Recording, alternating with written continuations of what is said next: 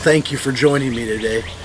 Today I want to just spend just a little bit of time talking to you about surrender. Surrender can be one of the most difficult things in our life because if you're anything like me, you just don't want to quit. You don't want to give up and you don't want to surrender.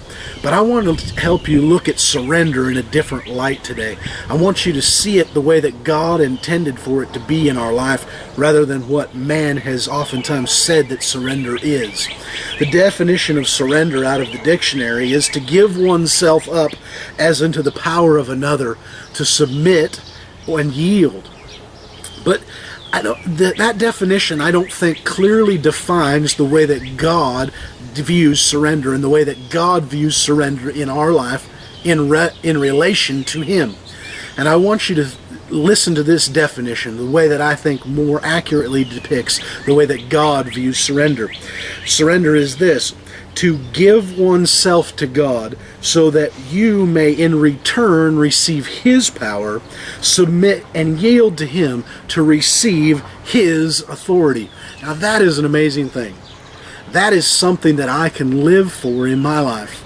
If I give myself to God, He in return will give me His power and His authority to be able to live on this earth and to be able to walk out the life that He's called me to live. That is truly an amazing thing. Today, I want you to grab a hold of that picture in your life. One of the greatest examples, I believe, of surrender that we have in the Bible, besides Jesus, is the life of the Apostle Paul. Paul lived his life in this attitude of surrender, this attitude of giving himself to his Father so that he in return could receive God's power and authority to make a difference on this earth. If we look at the life of Paul, we can see that in living this example, he became such a great world changer. He became such a changer of culture, so much so that when men were trying Paul in Acts chapter 17, they referred to him as the one who has turned the world upside down. I don't know about you, but I want to be known as the guy who turned the world upside down for the cause of Jesus Christ.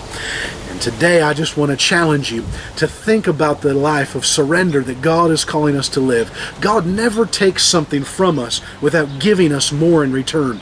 And God's saying, if you promise to surrender your life to me, if you'll commit to surrendering your life to me, I will in return give you my power and my authority in this world.